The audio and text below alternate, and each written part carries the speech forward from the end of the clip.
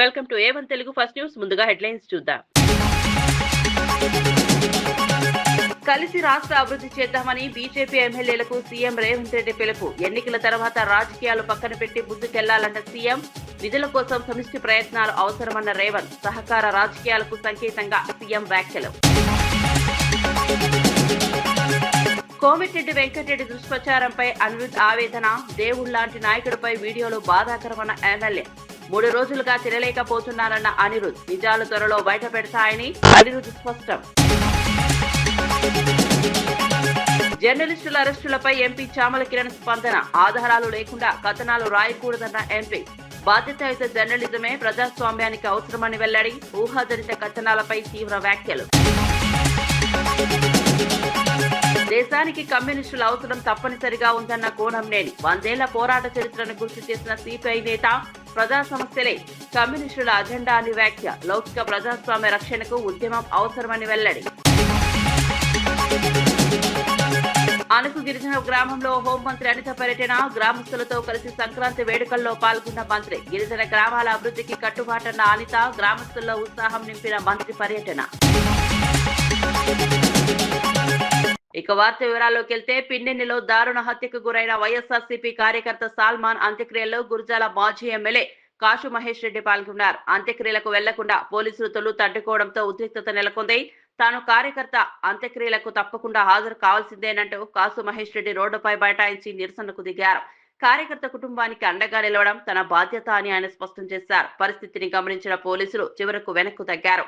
దీంతో వైఎస్ఆర్సీపీ నేతలు గ్రామంలోకి వెళ్లి అంత్యక్రియల్లో పాల్గొన్నారు.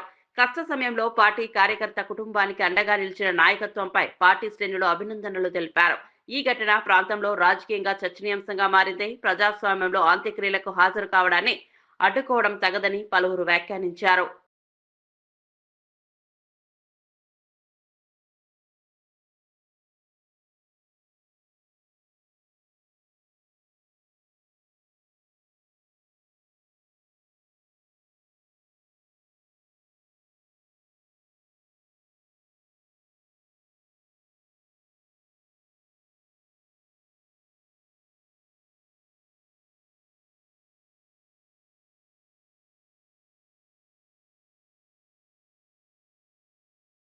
రండి కలిసి రాష్ట్ర అభివృద్ధి చేద్దామని ముఖ్యమంత్రి రేవంత్ రెడ్డి బీజేపీ ఎమ్మెల్యేలకు పిలుపునిచ్చారు. రాష్ట్ర అభివృద్ధి నిధుల కోసం ప్రధాని నరేంద్ర మోదీ కేంద్ర మంత్రులను కలుస్తున్నామని తెలిపారు. అవసరమైన అనుమతులు తెచ్చుకున్నామని పేర్కొన్నారు. రాష్ట్రంలో బీజేపీ ఎమ్మెల్యేలు కూడా రాష్ట్ర మంత్రుల వద్దకు వచ్చి పనులు చేసుకోవాలని సూచించారు. ఎన్నికల వరకే రాజకీయాలు ఉంటాయని, ఎన్నికల తర్వాత అంతా రాష్ట్రం కోసమే పనిచేయాలని ఆయన వ్యాఖ్యానించారు. పార్టీ భేదాలు పక్కన పెట్టి ప్రజల ప్రయోజనాల కోసం కలిసి ముందుకెళ్లాలని సీఎం స్పష్టం చేశారు. ఈ వ్యాఖ్యలు రాజకీయ వర్గాల్లో ప్రాధాన్యం సంతరించుకున్నాయి. అభివృద్ధి విషయంలో సహకార రాజకీయాలకు ఇది సంకేతమని విశ్లేషకులు భావిస్తున్నారు. రాష్ట్రానికి నిధులు తీసుకురావడంలో సమిష్టి ప్రయత్నాలు అవసరమని సీఎం పునరుద్ఘాటించారు. భారతీయ జనతా పార్టీ నాయకులకి వేదిక మీద నుంచి విజ్ఞప్తి చేస్తున్నా. ప్రతి 3 నెలలకు ఒకసారి ప్రధానమంత్రి దగ్గరికి వెళ్తున్నా. ప్రతి 10 రోజులకు ఒకసారి కేంద్ర మంత్రుల దగ్గరికి వెళ్తున్నా. ఢిల్లీ నుంచి రావాల్సిన అనుమతులు, తేవాల్సిన నిధుల కోసం కేంద్ర ప్రభుత్వంలో ఉన్న పెద్దల్ని మేమెట్లయితే కలుస్తున్నామో రాష్ట్ర ప్రభుత్వానికి కాంగ్రెస్ పార్టీ మేమందరం బాధ్యత వహిస్తుండొచ్చు. మీరు రాండి, నిస్సందేహంగా మీకేం కావాలనో నిధుల గురించి చెప్పండి. తప్పకుండా చేయగలిగింది చేస్తాం. దీంట్లో రాజకీయాలు లేవు. మన ప్రాంతాన్ని అభివృద్ధి చేసుకోవాలి. మన మీద విశ్వాసం ఉంచి మనకు ఓట్లేసిన ప్రజలకు మేలు జరగాలి అనంటే ఎమ్మెల్యేలు, ఎంపీలు ఆ ప్రాంతానికి సంబంధించిన సమస్యల్ని ప్రభుత్వం దృష్టికి తీసుకురావాలి. చాలా మంది అంటుంటారు నరేంద్ర మోడీ గారిని పదే పదే రేవంత్ రెడ్డి గారు కలుస్తుంటారని. నరేంద్ర మోడీ గారు నాకు బంధువేం కాదు. నరేంద్ర మోడీ గారితో నాకు చుట్టరికమేం లేదు. కానీ వారి దేశానికి ప్రధానమంత్రి అనుమతిస్తేనే ఎయిర్పోర్ట్ వస్తుంది, పెద్ద పెద్ద పరిశ్రమలు వస్తాయి, మనకు నిధులు వస్తాయి. ఇవాళ మనం తుమ్మిడేటి దగ్గర ప్రాజెక్టు కట్టాలి అనంటే మహారాష్ట్ర నుంచి కొన్ని అనుమతులు తీసుకోవాలి. మహారాష్ట్రలో భారతీయ జనతా పార్టీ అధికారంలో ఉంది. ఒకవేళ ముఖ్యమంత్రి గారు మనం అడిగితే, ఒకవేళ ఏదైనా ఆలోచన చేస్తే, నరేంద్ర మోడీ గారు ఒక మాట చెప్తే, అమిత్ షా గారు ఒక మాట చెప్తే మన ప్రాంతానికి మేలు జరుగుద్ది. ప్రజల కోసం, ప్రాంత అభివృద్ధి కోసం, ఈ ప్రాంత నిరుద్యోగ యువకులకు ఉద్యోగ ఉపాధి కోసం ఎవరినైనా కలవడానికి ఒక్క క్షణం కూడా ఆలోచన చెయ్యను. నేను పైరవీల కోసం పోను. పర్సనల్ ఎజెండా నా దగ్గర లేదు. నాకున్నదల్లా చిన్న వయసులోనే ఈ తెలంగాణ రాష్ట్ర ప్రజలు 4 కోట్ల తెలంగాణ బిడ్డలు ఈ రోజు నాకు అవకాశం ఇచ్చి భుజము తట్టి ముఖ్యమంత్రి కుర్చీలో కూర్చోబెట్టారు. మరి దానికి న్యాయం చేయాల్సిన బాధ్యత నా మీద ఉందా లేదా మీరు ఒకసారి ఆలోచన చేయండి. ఎవరిని కలిసినా నేను వెళ్ళినప్పుడు బీజేపీ ఎంపీలు కూడా ఉన్నారు. నేను వెళ్ళేటప్పుడు నా సహచర మంత్రులను కూడా తీసుకెళ్ళి చైనాలోని జిషాంగ్షి ప్రావిన్స్ లో మానవత్వాన్ని చాటే సంఘటన చోటు చేసుకుంది. కూల్ డ్రింక్స్ లో వెళ్తున్న ఓ ట్రక్కు ప్రమాదవశాత్తు బోల్తాపడడంతో సీసాలన్నీ రోడ్డుపై చెల్లాచెదురయ్యాయి. సాధారణంగా ఇలాంటి ఘటనలో లూటీలు జరుగుతుంటాయి, కానీ అక్కడి ప్రజలు భిన్నంగా స్పందించారు. డ్రైవర్ కొండగా నిలిచిన స్థానికులు రాత్రింబవళ్లు శ్రమించి ఒక్క సీసా కూడా పోకుండా భద్రపరిచారు. డ్రైవర్ ను భారీ నష్టం నుంచి కాపాడారు. ఈ సంఘటనకు సంబంధించిన వీడియో సోషల్ మీడియాలో వైరల్ గా మారి ప్రపంచవ్యాప్తంగా ప్రశంసలు అందుకుంటోంది. మానవత్వం ఇంకా బతికే ఉందని ఈ ఘటన రుజువు చేస్తోందని నెటిజన్లు వ్యాఖ్యానిస్తున్నారు. కష్ట సమయంలో ఒకరికి ఒకరు సహాయం చేసుకోవాలనే సందేశాన్ని ఈ సంఘటన బలంగా చేకూరుస్తోంది.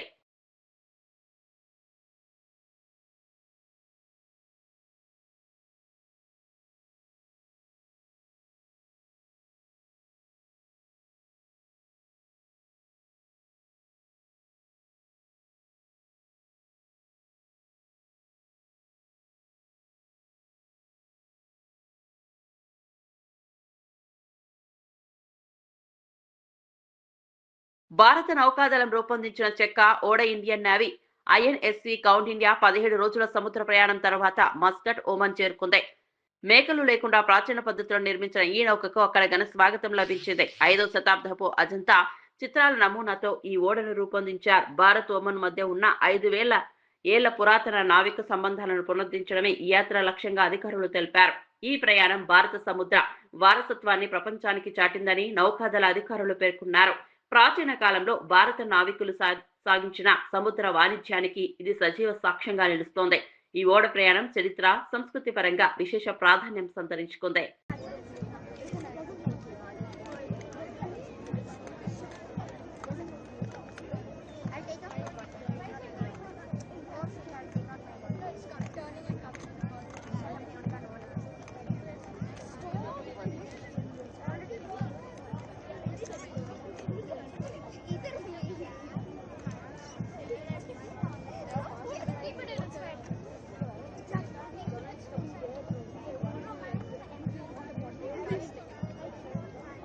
జడ్చర్ల కాంగ్రెస్ ఎమ్మెల్యే అనిరుద్ రెడ్డి పార్టీ నేత కోమటిరెడ్డి వెంకటరెడ్డిపై జరుగుతున్న దుష్ప్రచారంపై తీవ్ర ఆవేదన వ్యక్తం చేశారు. కోమటిరెడ్డి వెంకటరెడ్డి శ్రీరామచంద్రుడు లాంటి వాడని, ఆయన బావిలో దూకమన్నా తాను సిద్ధంగా ఉన్నానని వ్యాఖ్యానించారు. దేవుళ్లాంటి నాయకులపై వీడియోలు చేయడం బాధాకరమన్నారు. ఈ దుష్ప్రచారం వల్ల తాను 3 రోజులుగా తిండి కూడా తినలేకపోతున్నానని చెప్పారు. ఈ అంశంపై విచారణ జరుగుతోందని, త్వరలోనే నిజాలు బయటకొస్తాయని స్పష్టం చేశారు. పార్టీ ప్రతిష్టను దెబ్బతీసే ప్రయత్నాలు సహించబోమన్నారు. మొన్న సంక్రాంతి సెలవులు ఉన్నాయని చెప్పేసి నా కొడుకుని 3 రోజులు హాలిడేకి తీసుకెళ్తే టీవీలో చూసినప్పుడు చాలా బాధగా అనిపించింది. వెంకన్న నేను విషయం చేయించి చంపాడని చెప్పడం ఇంకా బాధగా అనిపించింది. వెంకన్న ఒక తెలంగాణకి బ్రాండ్ కోమటిరెడ్డి వెంకన్న ఇలాంటి వాక్యాలు మీరు చెప్పినందుకు చాలా బాధపడ్డాను. ఒక శ్రీరామచంద్రుని అంటే కోమటిరెడ్డి వెంకటరెడ్డి గారు, ఆయనకు దగ్గర సన్నిహితుడుగా నాకు తెలుసు. ఆయన గురించి ఒక శ్రీరామచంద్రుడు, ఆయన గురించి ఇట్లా తప్పుడు ప్రచారం చేసుడు మాత్రము తప్పు అని చెప్పి కూడా నేను అనుకుంటున్నాను. అదే కాకుండా ఎన్టీవీ వాళ్ళు కూడా, అంటే అది తెలిసి జరిగిందో తెలియక జరిగిందో, చౌదరి గారు కూడా నాకు బాగా తెలుసు. అయితే ఎట్లా జరిగిందో కూడా తెలియదు. సరే, ఎంక్వైరీ జరుగుతుంది. ఎంక్వైరీ జరిగినప్పుడు మనకు అన్ని నిజాలు తెలుస్తాయి. కోమటిరెడ్డి వెంకటరెడ్డి అన్న మీకు కావాలంటే ప్రజలు ఆయన తెలంగాణ కోసం మినిస్ట్రీ పదవి వద్దని చెప్పి రిజైన్ చేసి వచ్చినాయి. అంత పెద్ద మంచి పైన ఇలాంటి వీడియోలు తీయడం కరెక్ట్ కాదు. ఒకటే మాటలు చెప్తున్నాను, కోమటిరెడ్డి వెంకన్న ఈ రోజు ఉన్న శ్రీరామచంద్ర. జయశంకర్ భూపాలపల్లి జిల్లా కాటారం మండలం మేడిపల్లి టోల్గేట్ సమీపంలో కారు దగ్ధమైన ఘటన కలకలం రేపింది. వరంగల్ నుంచి మేడారం దర్శనం అనంతరం కాళేశ్వరం వెళ్తున్న సమయంలో కారులో షార్ట్ సర్క్యూట్ కారణంగా మంటలు చెలరేగాయి. కారు నుంచి పొగలు రావడాన్ని గమనించిన ప్రయాణికులు అప్రమత్తమై వెంటనే బయటకు దిగడంతో ప్రాణాపాయం తప్పింది. కారులో ప్రయాణిస్తున్న 4 వ్యక్తులు సురక్షితంగా బయటపడ్డారు. సమాచారం అందుకున్న పోలీసులు, అగ్నిమాపక సిబ్బంది వెంటనే సంఘటనా స్థలానికి చేరుకుని మంటలను అదుపులోకి తీసుకొచ్చారు. అయితే అప్పటికే కారు పూర్తిగా దగ్ధమైంది. ఈ ఘటనతో కొద్దిసేపు ట్రాఫిక్ కు అంతరాయం ఏర్పడింది. వాహనదారులు ఎలక్ట్రికల్ లోపాలపై జాగ్రత్తగా ఉండాలని అధికారులు సూచించారు.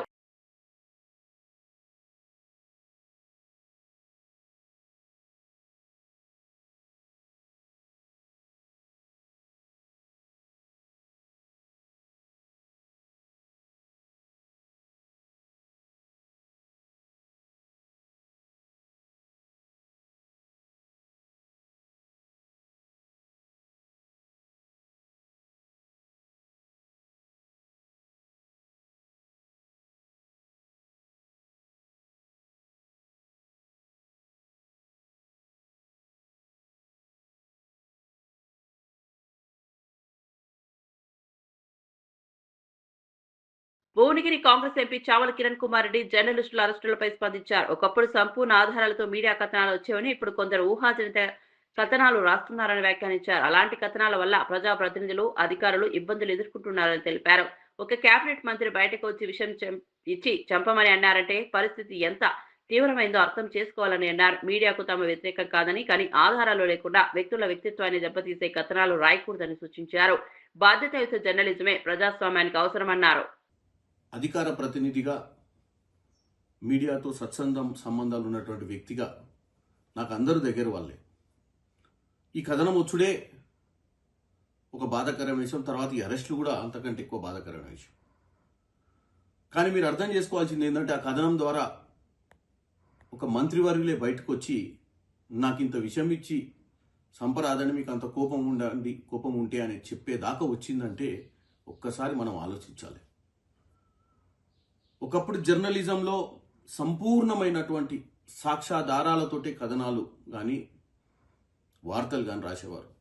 ఇప్పుడు ఊహించి ఇలా జరుగుతుందేమో, ఇలా జరిగి ఉండవచ్చేమో అన్న విధంగా మనం కథనాలు రాయడంతో ఒక మంత్రిగా ఉన్నటువంటి వారే ఇట్లా వచ్చి వాళ్ళు బాధపడుతున్నారంటే మరి ఒక ఉన్నత చదువుకొని ఆ స్థానంలో ఉన్నటువంటి అధికారిని, మరి ఆమె కుటుంబంలో కానీ దేశానికి కమ్యూనిస్టుల అవసరం ఎంతైనా ఉందని సిపిఐ రాష్ట్ర కార్యదర్శి ఎమ్మెల్యే కూనంనేని సాంబశివరావు వ్యాఖ్యానించారు. 100 ఏళ్ల చరిత్ర సిపిఐ ఎన్నో పోరాటాలు చేసి ప్రజల హక్కుల కోసం నిలబడిందన్నారు. దేశ స్వాతంత్ర్య ఉద్యమంలో కమ్యూనిస్టుల పాత్రను విస్మరించలేమని తెలిపారు. కార్మికులు, రైతులు, పేదల సమస్యలపై కమ్యూనిస్టులు ఎప్పుడూ ముందుండి పోరాటం చేస్తామని గుర్తు చేశారు. మారుతున్న రాజకీయ పరిస్థితుల్లో కూడా ప్రజా సమస్యలే తమ అజెండా అని స్పష్టం చేశారు. ప్రజాస్వామ్యాన్ని, లౌకిక విలువలను కాపాడేందుకు కమ్యూనిస్టు ఉద్యమం అవసరమని ఆయన అభిప్రాయపడ్డారు. రక్షణ వ్యవస్థ అయిపోయేది, సింగరేణి కోల్ సెక్టార్ అయిపోయేది, టోటల్గా మొత్తాన్ని అయినా కూడా వాళ్ళు తీసుకొస్తున్నారు. విదేశీ పెట్టుబడులతో విదేశస్తులను ఆహ్వానిస్తూ ఉన్నారు. మరి వీటన్నిటిని ఎదుర్కొనే వాళ్ళు ఎవరు? ఇటువంటి వాటిని ఎదుర్కోవాలంటే అవి మన ఆస్తులు, నష్టాలతో ఉన్నాయి కాదు. నేను చెప్పినన్ని లాభాలతో ఉన్నటువంటి సంస్థలు. వీటన్నిటిని ఆ విధంగా చేస్తూ ఉంటే ఎదుర్కోవాలంటే ఎవరంటే ఒక కమ్యూనిస్టులు. అనకాపల్లి జిల్లా కోటగురొట్ల మండలం అణుకు గ్రామంలో హోంమంత్రి అనిత వంగలపూడి పర్యటించారు. సంక్రాంతి వేడుకల్లో భాగంగా కుటుంబ సమేతంగా పరదేశమ్మ తల్లిని దర్శించుకున్నారు. గ్రామస్తులతో కలిసి పండుగ వాతావరణంలో పాల్గొని వాళ్ళ సమస్యలను అడిగి తెలుసుకున్నారు. గిరిజన గ్రామాల అభివృద్ధికి ప్రభుత్వం కట్టుబడి ఉందని మంత్రి భరోసా ఇచ్చారు. మౌలిక వసతులు, రహదారులు, విద్య, వైద్య రంగాలపై ప్రత్యేక దృష్టి పెట్టినట్లు తెలిపారు. గ్రామీణ సంస్కృతి, సంప్రదాయాలను కాపాడాల్సిన అవసరం ఉందని పేర్కొన్నారు. మంత్రి పర్యటన గ్రామస్తుల్లో ఉత్సాహాన్ని నింపింది. అధికారులు, ప్రజాప్రతినిధులు కూడా ఈ కార్యక్రమంలో పాల్గొన్నారు. 2 మంది అంగన్వాడీలో చదువుతున్నారు. వాళ్ళు కాక ఇంకో 25 మంది పిల్లలు స్కూల్ గోయింగ్ పిల్లలు ఉన్నారు. వీళ్ళందరూ కూడా గొట్టివాడ పంచాయతీకి స్కూల్కి వెళ్ళేటట్టుగా వాళ్ళందరూ కూడా చెప్పున్నారు. అయితే వాళ్ళందరికీ కూడా ఇక్కడ స్కూల్ సదుపాయం, అదేవిధంగా రోడ్డు సదుపాయం, ముఖ్యంగా ఇక్కడ సెల్ టవర్ కూడా లేదు, వాళ్ళందరూ కూడా చెప్పున్నారు. ఇందులో బ్యూటీనెస్ ఏంటంటే ఇంత దూరంలో ఉండి కూడా డిగ్రీ చదువుకున్న పిల్లలు, ఇంటర్మీడియట్ చదువుకున్న పిల్లలు కూడా ఇక్కడ ఉండడం అనేది నిజంగా చాలా మంచి విషయం కింద మనం భావించాలి. ఇక్కడ ఉన్న పిల్లలందరినీ కూడా ఎంకరేజ్ చేసే కార్యక్రమం కూడా చేయాలి. ఈ రోజు అన్ని విధాల ఎన్డీఏ కూటమి గవర్నమెంట్ ఈ రోజు ఈ గ్రామాన్ని ఆదుకోవడంలో అన్ని విధాలా సహకరిస్తున్నందుకు ప్రత్యేకంగా గౌరవ సీఎం గారు చంద్రబాబు నాయుడు గారికి, గౌరవ డిప్యూటీ సీఎం పవన్ కళ్యాణ్ గారికి, నారా లోకేష్ బాబు గారికి నేను ప్రత్యేకంగా ధన్యవాదాలు తెలియజేసుకుంటున్నా. వీళ్ళందరితో కలిసి మా కుటుంబ సమేతాలుగా ఇక్కడికి వచ్చి, మేము కుటుంబాలతో సైతం ఇక్కడికి వచ్చి వీళ్ళందరితోని కూడా ఈ కార్యక్రమంలో పాల్పంచుకోవడం అనేది నిజంగా చాలా మంచి పరిణామం కింద భావిస్తూ మరొకసారి మీ అందరికీ కూడా కనుమ శుభాకాంక్షలు తెలియజేసుకుంటూ సెలవు తీసుకుంటాం. అనకాపల్లి జిల్లా నర్సీపట్నం శాంతినగర్ లో తొలి సంక్రాంతి సందర్భంగా కొత్త అల్లుడికి అరుదైన స్వాగతం లభించింది. నాలం రమేష్ కుమార్ దంపతులు తమ అల్లుడు శ్రీహర్ష, కూతురు లక్ష్మీనవ్యకు గోదావరి సంప్రదాయం ప్రకారం ఏకంగా 290 రకాల పిండి వంటలతో భారీ విందు ఏర్పాటు చేశారు. గురువారం భోజనంకు వచ్చిన అల్లుడు ఇంట్లో అమర్చిన వంటల శ్రేణి చూసి ఆశ్చర్యానికి గురయ్యాడు. పండుగ అంటే కుటుంబ బంధాలు, ఆత్మీయతలేని ఈ విందు చాటి చెప్పింది. ఈ అరుదైన విందు దృశ్యాలు సోషల్ మీడియాలో వైరల్ గా మారాయి. సంప్రదాయాలకు ఇప్పటికీ విలువ ఉందని ఈ ఘటన నిరూపిస్తోంది.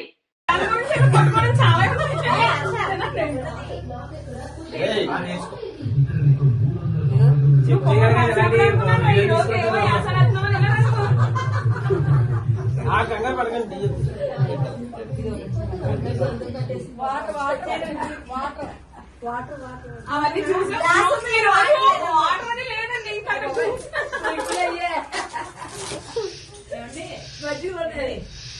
తాడిపత్రి టీడీపీ నేత జేసీ ప్రభాకర్ రెడ్డి సవాల్ను స్వీకరిస్తున్నట్టు మాజీ ఎమ్మెల్యే కేతిరెడ్డి పెద్దిరెడ్డి ప్రకటించారు.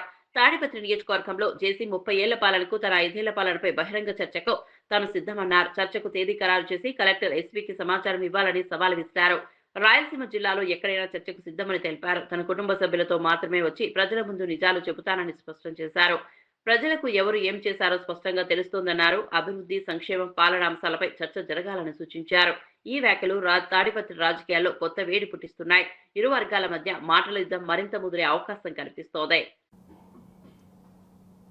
ఎవరన్నా కానీ మొన్న ప్రభాకర్ రెడ్డి చెప్తాడు, పౌరుషం గురించి మాట్లాడినాడు. ఆయన ఈ లిఫ్ట్ ఇరిగేషన్ మీద ధర్మారం ఎమ్మెల్యే ఏదన్నా తప్పుగా మాట్లాడింటే నువ్వు నీ ప్రభుత్వం తరఫునో మీ ముఖ్యమంత్రి తరఫునో వకీల్తో తీసుకొని మాట్లాడాలి. అంటే అది కాదయా, ఇది పరిస్థితి, నువ్వు మాట్లాడడం తప్పని. ప్రతిసారి పౌరుషం పౌరుషం అని మాట్లాడతాడు. ఈ పౌరుషం ఏ దాని మీద ఉండాలా? నేనైతే అతని ఛాలెంజ్కి అయితే నేను స్వీకరిస్తా. 30 సంవత్సరాల నుండి ఇప్పుడు కూడా వాళ్ళు ఎమ్మెల్యేలుగా ఉన్నారు, మున్సిపల్ చైర్మన్లుగా ఉన్నారు.